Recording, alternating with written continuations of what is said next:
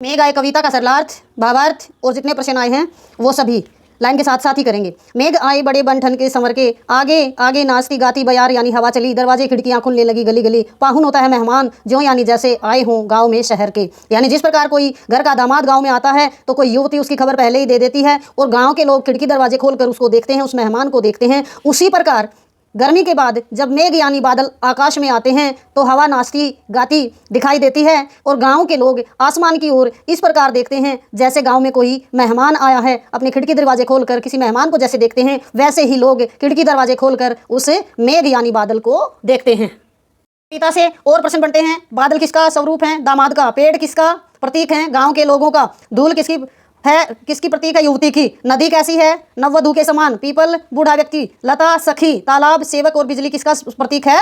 पत्नी। अगला इसी काव्यांश से प्रश्न हो सकता है। मेघ कैसे आ रहे हैं? बन ठन कर या सज संवर कर। मेघों को किसके समान बताया है? दामाद या मेहमान के समान। हवा कैसे चल रही है? नाचते गाते हुए। हवा के चलने से क्या क्या प्रभाव या परिवर्तन हुए हैं? हवा के चलने से धूल उड़ने लगी और खिड़की दरवाजे सभी खुल गए। मेघों की आने की सूचना कौन किसे दे रहा है? बयार यानी हवा दे रही है। किसको? सभी गाँव वालों को। पाहुन शब्द का क्या अर्थ है? मेहमान। पेड़ झुक झांकने लगे गर्दन उचकाए, आंधी चली धूल भागी घाघरा उठाए। बाकी चितवन होता है तिरछी नजरों से। नदी ठिठकी नदी ने ठहर कर घूंघट सरके घूंघट को हटाकर। मेघ आए बड़े बनठन के संवर के। यानी क्या क्या परिवर्तन हुए जब मेघ आए? तो पेड़ झुककर झांकने लगे गर्दन को उठाकर। किस प्रकार? जैसे लोग ऊपर आकाश में गर्दन को उठाकर बादलों को देखते हैं उसी प्रकार पेड़ भी झुकने लगे, आंधी चलने लगी, धूल भी इस प्रकार से भागी जैसे कोई युवती जा रही है और नदी ने भी इस प्रकार घूंघट को हटाकर तिरछी नजर से बादलों को देखा और मेघ आए बड़े बनठन के संवर के। मेघ बिल्कुल इस प्रकार सज संवर कर आए जैसे कोई गांव में दामाद आता है। बूढ़े पीपल ने आगे बढ़कर जुहार करना मतलब उसका सम्मान करना। बरस यानी वर्ष बाद सुधी लीनी मीन्स हमारी याद आई है। बूढ़े पीपल ने भी बादलों का इस प्रकार से स्वागत किया जैसे कोई घर का बड़ा बुजुर्ग मेहमान के आने पर उसका स्वागत करता है और उसको कहता है कि एक साल बाद आपको हमारी याद आई है। बोली अकुलाई होता है व्याकुल होकर। लता बेल ओट पीछे से किवाड़ यानी दरवाजे के। और बेल ने भी शिकायती भरे अंदाज में एक युवती की तरह कहा कि आपको एक साल बाद हमारी याद आई है।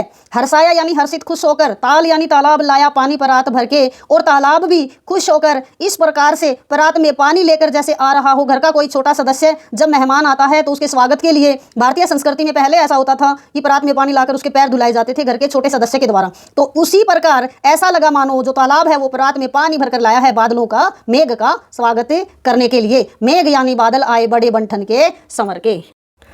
बूढ़े पीपल ने ही जुहार क्यों की है? उसका आदर सत्कार क्यों किया है? क्योंकि बूढ़ा पीपल घर के बुजुर्ग का प्रतीक है, बड़े आदमी का प्रतीक है। ग्रामीण संस्कृति में मेहमान का ऐसे ही आदर किया जाता था दामाद के आने पर और घर का सबसे बड़ा व्यक्ति ही स्वागत करता है। हर्षाया ताल लाया पानी परात में पंक्ति का क्या आशय है? यानी बादलों के आने पर तालाब परात में पानी भरकर लाता है या घर का छोटा सदस्य जिस प्रकार से मेहमान के परात में पानी लाकर पैर धुलवाता है उसी प्रकार तालाब उसके स्वागत के लिए आया है।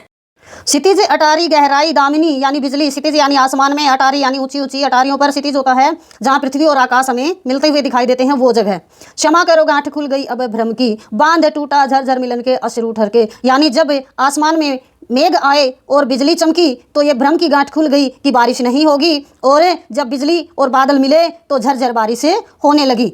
इसी प्रकार जब किसी युवती ने देखा कि उसके पति आए हुए हैं तो उसके भी भ्रम की गांठ खुल गई और जब वो दोनों मिले तो उनके आंसू बहने लगे। मेघ आए बड़े बनठन के संवर के। बादल इस प्रकार से आए हैं जैसे कोई गांव में दामाद आया है।